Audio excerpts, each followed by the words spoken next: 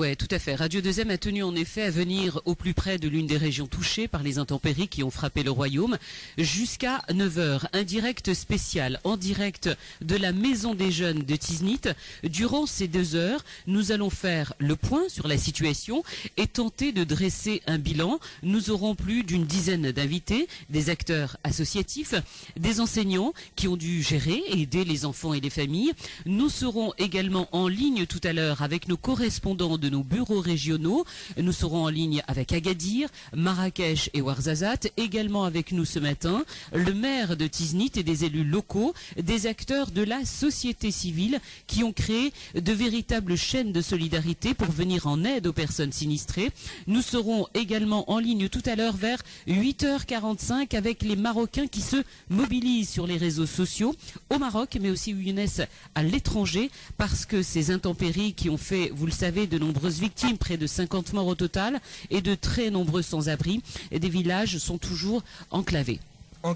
Des gens sont toujours sans abri. Pour ceux qui n'ont pas pu profiter ou bénéficier de la solidarité des habitants de la région, on va vous dresser un bilan des plus complets possibles ce matin sur Radio 2M. Donc restez avec nous jusqu'à 9h. On va démarrer avec deux invités ce matin. Madame Nezha Abakarim, qui est professeure d'anglais, mais qui est surtout présidente de la commission d'action sociale de la commune de Tiznit, et Monsieur Mbark Bouhchichi, qui est artiste plasticien, qu'on connaît puisqu'on avait déjà reçu sur Radio 2M, et qui est aussi prof dans un collège de Tiznit. Bonjour et bienvenue à vous ce matin sur Radio 2M. Bonjour Younes, bonjour Fathia. Bonjour, grand honneur de vous recevoir à Tiznit. Tout le plaisir est pour nous, madame, tout le plaisir est pour nous. Vous êtes donc chargée de l'action sociale au sein de la commune, mais vous êtes aussi vous êtes surtout présidente de la commission chargée des affaires sociales. Très bien. Éducatives et sociales. Vous êtes aussi professeur. Oui, professeur d'anglais au lycée Massira. Alors, ce que l'on voudrait savoir pour tous les éditeurs qui nous écoutent à travers le Maroc aujourd'hui, on voudrait savoir, puisqu'on va démarrer, on va se préoccuper tout d'abord de la situation des enfants. Vous êtes tous les deux enseignants. Comment ça s'est passé? Comment vous avez géré les enfants? Écoutez, dans le volet pédagogique, il y a aussi un volet qui est hyper important, humain surtout. J'enseigne une matière qui touche directement l'intérieur de ces enfants. Je les ai vus catastrophés, comme nous d'ailleurs. Ils étaient là à ne pas comprendre ce qui s'est passé réellement, et ça les a surpassés. Quand on a repris l'école lundi dernier, j'avais quoi, 5 élèves dans chaque classe. Donc j'étais obligé en quelque sorte de passer beaucoup de temps avec eux, rien que pour parler de ce qui s'est passé, pour savoir comment on pourrait le dépasser. Et les autres qui étaient absents, ils étaient absents parce qu'ils étaient apeurés, ils étaient traumatisés, ou simplement parce que aussi il y a une réalité géographique, c'est que les routes étaient coupées. Voilà. Comment vous avez géré pour votre part au niveau des enfants? Alors, moi, faut signaler d'abord qu'au niveau éducatif, l'école s'est arrêtée pour deux jours. Vendredi. Seulement 2 jours, ça n'a pas été plus long? Ça a repris pour que nous, ce lundi? Pour la ville de Tiznit, c'est que 2 jours. Mais dans la région, c'était bien avant ça. Moi, j'enseigne au lycée. J'ai pas du petit gamin, j'ai des adolescents. Mais malgré ça, j'ai décidé de consacrer la moitié de la séance, du lundi après la reprise de l'école, à sensibiliser, à parler de ce qui s'est passé. Et j'ai découvert que les adolescents étaient choqués, étaient en même temps, il y avait un grand enthousiasme en même temps, parce que c'est la première fois que les gens voient ça dans la ville de Tiznit. C'est la première fois que cette génération vive cette catastrophe, mais en même temps, c'était pour eux.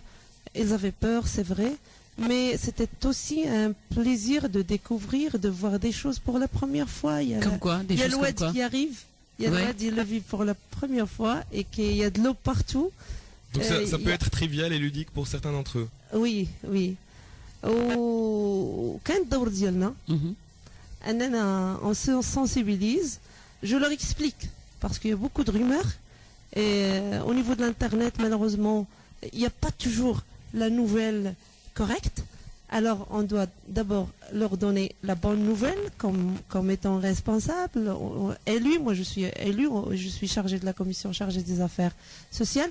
Donc j'ai senti que j'ai joué un rôle intéressant et important parce que j'ai donné la bonne information, j'ai expliqué ce qui s'est passé vraiment et en même temps, j'ai essayé de sensibiliser les gens et de leur dire la vie continue quand même. Qu'est-ce qu'ils ont vécu ces enfants? Qu'est-ce qu'ils racontent de ce qu'ils ont vu? Qu'est-ce qu'ils ont vu? Ouais, exactement. Bon, ces enfants, mine de rien, aujourd'hui, ils sont tous munis de leur téléphone portable, donc ils ont accès à une réalité en termes d'information, et ils ont accès aussi à la diffusion de cette information, ce qui est très fort aussi. C'est porter ce regard regard de proximité par rapport à quelque chose. Donc il y avait un peu d'humour. Il y avait aussi pour tenter de dédramatiser en quelque sorte. C'était une sorte d'autothérapie en quelque sorte. Après, ces jeunes, ils l'ont vécu avec très grande sensibilité. J'étais choqué de voir ces enfants impliqués dans leur quotidien, impliqués dans ce qui se passe dans leur bled. Ils étaient là après les inondations, je les ai vus comment ils étaient mobilisés, ces gens qu'on croyait indifférents de ce qui se passe, ils étaient là à donner un coup de main aux voisins et ouais, ils portaient réellement la chose locale. Est-ce que cette trivialité a laissé la place à un lien social plus fort et une solidarité qui a souvent été la seule solution ou le seul refuge dans ces conditions? Tu vois, dans chaque région, dans cette région, les gens, ils ont un savoir-faire extraordinaire en matière de tout ce qui est artisanal. Ils savent tisser déjà. Ils font des merveilles. Donc, ils sont dans cette forme de tissage aussi social qui s'est reflété avec toute la beauté qu'on a la coutume de voir via leur production. Au niveau justement de l'aide et de la solidarité qui s'est créée tout de suite après les inondations, c'est vrai que les jeunes ont été très très impliqués. Oui. Et chapeau bas aux jeunes. Parce que Alors qu'est-ce qu'ils ont fait exactement? Ils sont allés à la rencontre des personnes sinistrées et tout de suite ils ont apporté leur aide. Comment ça s'est passé? Par exemple, moi en fait, je suis enseignant, je suis à une vingtaine de bornes de Tiznit. Vous êtes où exactement? Dans la commune rurale Bounaman, lycée qualifiant Ibn Khaldoun. Les élèves, ils étaient là à expliquer l'absence de leurs camarades de classe. Ils me citaient les douars, j'apprenais pour la première fois les petits hameaux qui étaient, et ils me citaient comment ça s'est passé, les routes comment sont coupées, et ils avaient quelque chose à raconter, à raconter qui n'était pas chose quotidienne. Par rapport justement aux affaires sociales, est-ce que vous avez dû héberger des gens d'urgence, les personnes qui ont été affectées principalement dans les maisons traditionnelles, les maisons en pisé? Oui, à ce niveau-là, كل شي الناس يعني المسؤولين تعبئوا لهذه العملية. لحدود الساعة عندنا أزيد من 130 فرد، ما يناهز تقريبا 20 عائلة وأكثر، اللي فيها surtout des femmes et des enfants. On les a hébergés dans des centres de la Ligue marocaine pour l'enfance, dans un centre ركن في داخلية إحدى الثانويات. يعني هذا هو المشكل الكبير في المدينة اللي تعبأ له جميع المسؤولين que ce soit au niveau provincial ou au niveau local. Tout le monde يعني تعبأ لهذه l'opération. وأنا كمشرفة على هذه المجموعة ودوري mon rôle principal à ce niveau-là, c'est surtout la communication. La plupart des femmes, vous connaissez, c'est la langue locale, c'est la mazir. Oui, il faudra expliquer en amazir, leur dire ce qui se passe. Les gens étaient traumatisés, c'est vrai. Mais alhamdoulilah, vous connaissez la ville de Tiznit, c'est une ville qui est connue par son calme. هادشي اللي شفنا مدام أبا كريم، هادشي اللي لاحظناه المدينه عموما يعني كالم ما فيهاش يعني اثار ظاهره ديال هادشي اللي داز، ولكن كنعرفوا بان فيما يخص الجهه كانت القضيه يمكن اصعب في بعض المناطق. وعلمت مثلا الطلبه ديال تاكاتارت اللي كانوا كيعولوا على المؤونه وعلى الطعام اللي كيوصلوه لهم السكان ديال المدينه، بقاو في بعض الاحيان بدون ما يوصلهم هذا الطعام لان الطرق كانت مقطوعه، وكانوا في واحد يعني في واحد الوضعيه صعيبه شويه. هو المسؤولين على مستوى الاقليم تعبوا وقاموا بالواجب، ولكن المشكل وكانت المؤونة موجودة، هادشي لا كان شك كل شيء فيه، موجود، هادشي دار، ولكن كانت الطرقات الواقع كان صعب مقطوعة، ما كانتش كتسمح نهائيا بالباساج. الوغ انا غادي نرجع لو دابا راه عمليات يعني تموين راه مستمرة تحت الاشراف السيد العامل، واللي يعني وقف في الساحة صراحة وشفناه وصل الناس الى غير ذلك، كساسوا اتيزنيت يزور هاد المنكوبين لي فام اي لي زونفون، كساسوا في لي زونفيرون باغ دي هيليكوبتر. دونك au niveau de Tiznit, je reprends انه الناس هنايا هادئين، بل اننا شفنا عجائب. تتشوف اسره كتضيع كل ما لديها، كتشوف منزل كينزل كيتهدم عن اخره، وكتشوف الناس مبتسمه وكتشوفها. علاش؟ واش حيت هما هادئين ولا ما واعيينش بالخطوره ديال شنو راهم كيعيشوا؟ لا، هما اصلا هادئين هكذا ومؤمن، يعني مؤمنون يعني بالقدر بليتو، وكاينين كما قال au sein de tout ça il y a un peu d'humour. لان انا غادي انا je n'oublierai jamais une femme qui est venue d'Aglou وكاينه دابا في l'hébergement مع الناس ديال تيزنيت. il avait شنو بقى لها بسطامها في يديها، سي لا سول شوز اللي بقات لها. اللي خصنا نذكروه هو ان الناس كانوا معلومين بان هذا الشيء هذا غيوقع، واخا هكاك ما قدروش ياخذوا كاع الاحتياطات ديالهم، يعني علموهم بان الشتا غطيح بواحد الطريقه مهمه، وعلموهم بان الوادي يقدر يفيض، ولكن الاحتياطات ما اتخذتش في جميع الاحيان. اكزاكتومون، لانه الناس ما تصوروش المستوى ديال هذه الكارثه. الناس وخل شعر بالخطوره ما كانتش عندها استعداد نهائيا انها تغادر، ما غادرتش البيوت الا في الحاله الخطوره القصوى يعني اللي شافت المنزل كينزل. بالنسبه لي زونفيرون مثلا نعطي فيلاج اغلو ما عاشتش نهائيا منذ 60 سنه. Village d'Aglouk a vraiment été touché. Oui. Alors touché à quel niveau? On aimerait savoir. Bon, c'est apocalyptique. C'est-à-dire, vous pouvez nous décrire un petit peu? C'est des maisons éventrées, c'est un village, en fait, le village d'Amarar et de Zaouit qui sont On peut situer combien de kilomètres d'ici, de Tiznit? Une dizaine de kilomètres. Seulement, ouais. Seulement une dizaine de kilomètres. Mais personnellement, j'ai beaucoup d'amis là-bas que j'ai essayé de contacter. Les réseaux, ils étaient coupés. Et ils n'avaient pas d'électricité. Ils ont passé une nuit d'horreur. Vraiment une nuit d'horreur, parce qu'ils étaient là en face à une catastrophe, à une ampleur qui les a dépassés. Ils ont vu surtout des cimetières, des cadavres, des squelettes, c'est choquant. Et puis de la boue qui était partout. Pourquoi des squelettes? Le cimetière, il est sur le lit de l'oued, en fait. Voilà. D'accord. Et on parle de 70% de personnes qui sont à la rue depuis cette catastrophe dans les régions d'Aglo, justement, autour de Tiznit. Les sans-abri.